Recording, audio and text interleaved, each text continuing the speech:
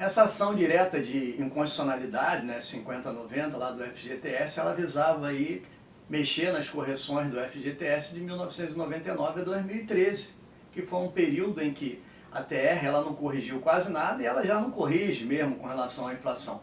Mas ela teve inclusive correções zeradas, índice zerado que inflacionou muito isso. E muita gente criou a expectativa que essas correções já era uma situação ganha e por conta desse período, né, que é um período grande, muita gente ia ser beneficiado com os valores das diferenças. Isso aí dá um montante relativamente razoável. Sem contar que aquelas pessoas que mesmo que já sacaram, mas tiveram o saldo do FGTS de 99 a 2013, elas iam ter direito a essa correção. E aí criou-se uma expectativa muito grande. E por que não se estão falando mais, né? Não se comenta mais, a mídia não está dando muito ibope com relação a essa questão? O que será que aconteceu? Nós vamos estar falando nesse vídeo. Mas antes de continuar, gostaria que vocês dessem um like no nosso vídeo. Se não é inscrito, se inscreva no nosso canal. Assim vocês vão estar nos incentivando a produzir mais conteúdo. Ora, a questão, o objeto, né, dessa lide, dessa ação de decretação de inconstitucionalidade, ela versa sobre aquela questão da atualização da correção do FGTS pelo índice que era a TR, que conforme eu já dei uma noção no início, ele trata exclusivamente de quê? Ele trata de atualizar os valores do FGTS, mas ele não corrige a inflação. E muitas das vezes ele tem ficado zerado. O que acontece com isso? Traz um prejuízo muito grande ao longo do tempo para o trabalhador, porque você fica com o dinheiro parado, ele não recebe nem o mínimo que seria a correção do percentual inflacionário daquele período, e aí o dinheiro vai desvalorizando. Quanto mais dinheiro você coloca lá, quanto mais tempo coloca lá, mais prejuízo você tem.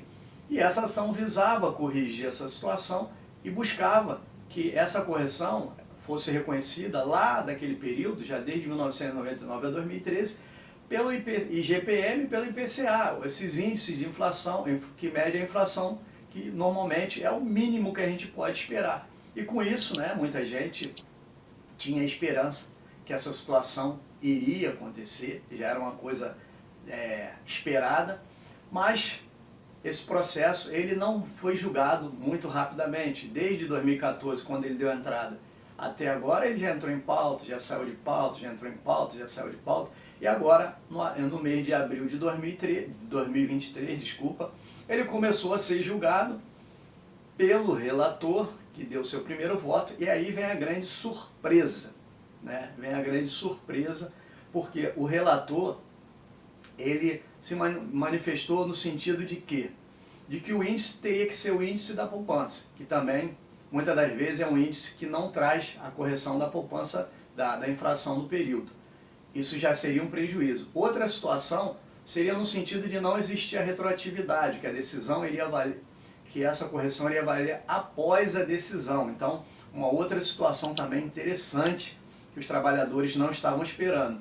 E colocou essa questão da retroatividade como uma possibilidade para ser discutido pela via legislativa através, e inclusive com acordos pelas entidades de categoria. Então, não tem nada certo com relação a essa questão dos atrasados ou das diferenças, né? O que iria gerar isso um volume muito grande e, consequentemente, a Caixa Econômica que iria estar responsável por fazer esses pagamentos. Então, de antemão, no início de julgamento, não trouxe nenhuma esperança concreta para os trabalhadores, principalmente aqueles que tiveram a FGTS naquela época e que já não tem mais esse saldo ou que não estão mais trabalhando.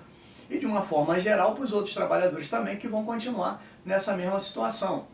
E aí nós temos que entender que esse julgamento ele ainda não terminou. O que aconteceu que já teve um início de julgamento do segundo ministro a manifestar o seu voto, que pediu vista, e pedindo vista, ele interrompe o julgamento do processo para analisar esse processo mais detalhadamente. E agora nós estamos naquela fase de esperar o ministro devolver o processo para o julgamento poder continuar. E concluindo, né, é que o processo ele ainda não terminou, existem vários ministros ainda que vão julgar, vão apresentar seu voto, e essa decisão ela pode ser alterada.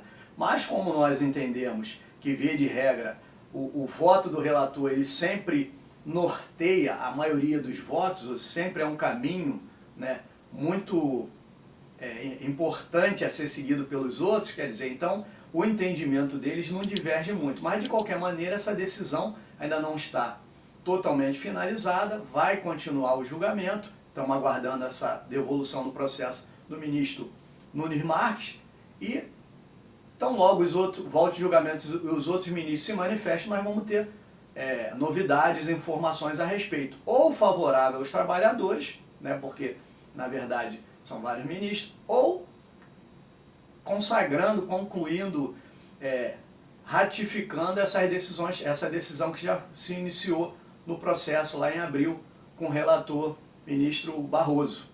Então, vamos ficar de olho, vamos continuar aguardando, que nos próximos dias poderá ser que nós temos novidades. Um grande abraço e até o próximo vídeo.